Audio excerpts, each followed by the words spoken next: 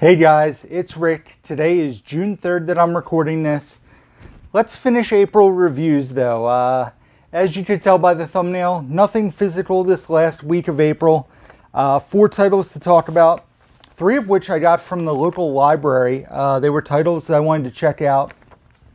Didn't own them yet and didn't have access to physical copies without blind buying stuff. The other title was on Hulu. The other thing I'm going to mention now, hopefully this video goes off without a hitch. And the reason I say that is I am currently recording and we're supposed to get a massive storm when I'm recording.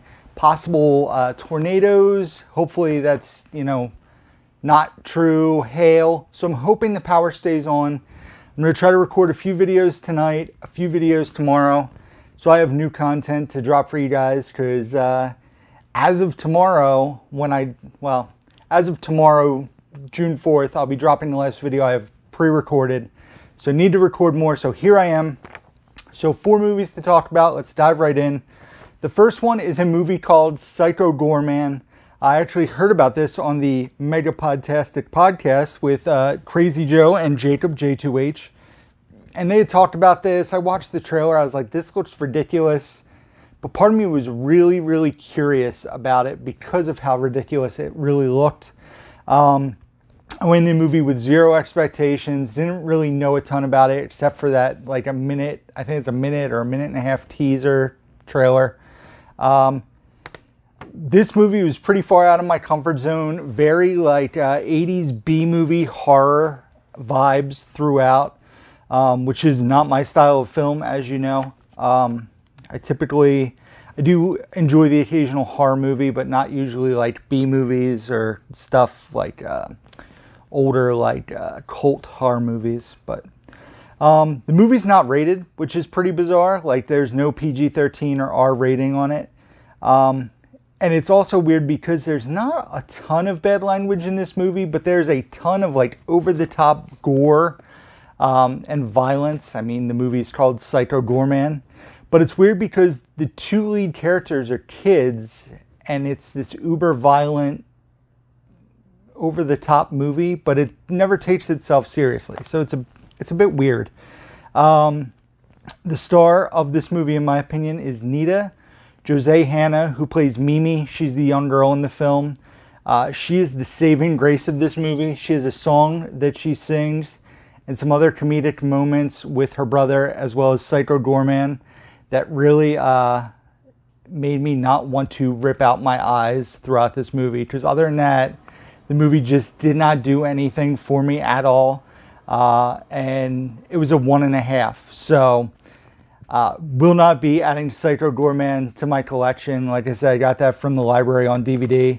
Next was a movie on Hulu that we watched that we were pretty curious about, called Zeroville. I will say that Bridget did not watch Psycho Goreman, but she watched Zeroville with me.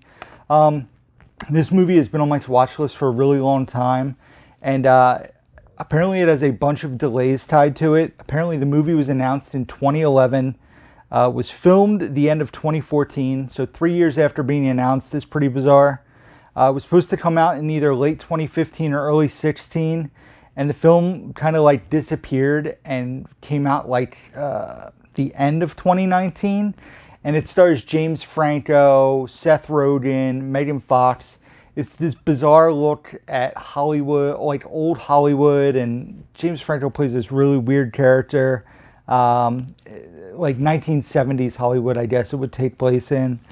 I say here, it's a bizarre love letter to 1970s Hollywood and is an absolute mess with so many awful performances such as Joey King, Megan Fox, and James Franco leading that list. It's about an ex-monk, James Franco, who discovers movies and becomes obsessed with them, how they are edited and made. He goes to Hollywood. It goes to weird places. Time jumps around really, really awkwardly. Characters age really quickly and other characters don't age. Things change. It's just a bit bizarre. It goes to really weird places. Characters are aging out of nowhere, and like I said, other characters aren't aging. It was brutal and a bummer to sit through. Fell asleep a few times, And usually when I fall asleep, I go back to rewatch the parts that I slept through, and I did it with this. And the answer was not much. Bridget even told me, like, you slept through like 5 or 10 minutes. You didn't really miss anything, but I need to go back and watch those 5 or 10 minutes to, you know, say I watched the movie, make sure there was nothing that really wowed me. Definitely did not happen with this. I gave Zeroville not a 0, but a 1 out of 5. It was pretty rough to watch. But next up, we redeemed it with checking out another movie from the library on DVD. And that is a film called Our Friend, which is a 2020 movie. 2021 movie, I believe, actually. I think this came out in 2021. Yeah, I believe so. 3 lead performances in it are Casey Affleck, Jason Segel, and... oh, why can't I think of her name? Dakota Johnson. So the movie looked really good, but it also looked like it could be very heavy. It's basically about a couple, Casey Affleck and Dakota Johnson, and Dakota Johnson is diagnosed with a terminal illness, and Jason Segel is a friend of the couple, and he comes to like live with them. They have 2 daughters, and this movie was really, really good. Great performances by all 3 leads. Definitely had moments that had me choked up. It also had me laughing in parts as well. So I want to see what else.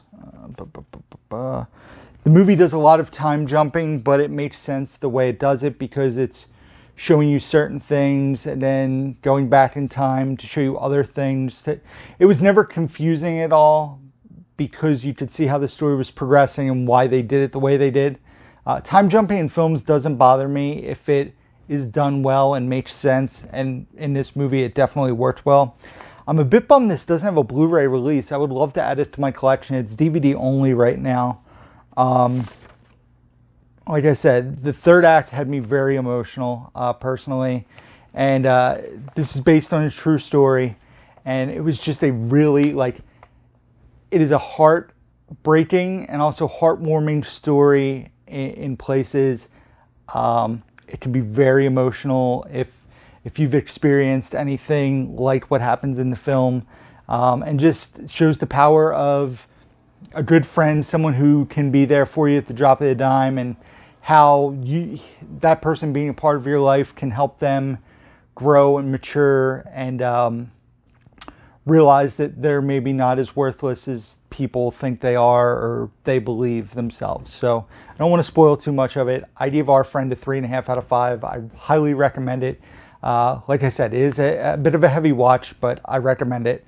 And the last movie we checked out in April was a film called The Kid Detective, which stars Adam Brody. I did not know much about this movie, but I had heard a lot about it on people's like best of 2020 lists, or, you know, mentioned in comedies from 2020.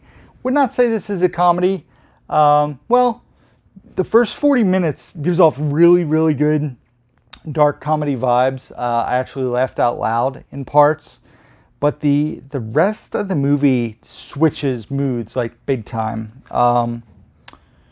I have first 40 minutes were very dark comedy. Bridget and I were both laughing in the first 40 minutes out loud. The second half is a dramatic shift in mood. The mystery that's at the center of the plot of the film is pretty interesting and keeps you intrigued throughout the runtime, but the conclusion of the film had me a bit disappointed and a letdown. But I think Adam Brody really carries the movie and does a good job of, you know, enjoying his character and seeing what his character is going to do and say. And, you know, he basically is a kid detective, literally a kid who solves mysteries, and he basically still does it as a grown-up. He lives with college kids and he's in his like 30s, and the town used to love him and now they're kind of annoyed by him, and he gets a case which is a murder case, and he's, you know, wants to solve it, his first real case. So Kid Detective, I give it 3.5 out of 5. Not something I would need to own, but definitely something I would recommend checking out if you guys come across it. Like I said, we rented that from a library as well on DVD. That is it for April, guys. Only 15 movies watched, and I can tell you this, spoiler alert for upcoming videos, May big shift in amount of titles. We watched 28 movies in the month of May. I'm actually going to do 5 videos for May reviews, because if not, the week 4 video would be 12 movies long, and I feel like that's too long. You know, I like to keep these videos 10 to 15 minutes. I feel like that's a good amount of time. Talk about a handful of movies. I don't want to talk about 12 movies and go on for 40 minutes. I don't think people will be interested in that. So May we'll have 5 review videos. And I made my triumphant return to a movie theater. You guys will hear about that in a while, because that's not going to be till the fifth part of May's reviews. So you guys will hear about that in like July. But I've been back to the movies twice over the same weekend. So that is pretty awesome. As you guys know, I used to do movies weekly and had not been in 14 months. So to be back at theaters was a pretty awesome experience. Before I forget, Hot Trash of the Month goes to Zeroville, as I talked about in this video. It was brutal to sit through. No redeeming thing to talk about in the movie. And the surprise of the month, I should have grabbed it off the shelf to show it to you, so we'll pretend, hey, check out this Blu-ray of The Orange Years, the Nickelodeon story. A documentary I really enjoyed. It was a huge nostalgia trip for me, being a 90s kid and all about late 80s and 90s Nickelodeon. I thoroughly enjoyed it. So that is it, guys. That is it for the month of April in reviews. Plenty of videos coming your way. I just need to record them. Looks like the storm has calmed down, so fingers crossed I can get more videos recorded this evening. And thank you guys as always for watching. So be sure to check out the description box down below, where you can find links to my Facebook, Instagram, Twitter, Letterboxd, where I rate and review all the movies I watch, Blu-ray.com profile, eBay page, Amazon wishlist, links to the Movie Hoarders trailer. I'm also going to switch up the link for the Movie Hoarders pre-order, because it's available on Best Buy now. It's available on deep discount, which is awesome. The documentary that I'm a part of is going to be sold online at Best Buy. I doubt it will be sold in stores. So I'll add a few more links to where you guys can pre-order it. I think that's it. It's been a while since I've recorded, so I'm a little rusty. Email address, P.O. Box can be found down below. That is it, guys. So as always, until next time, who's down to movie?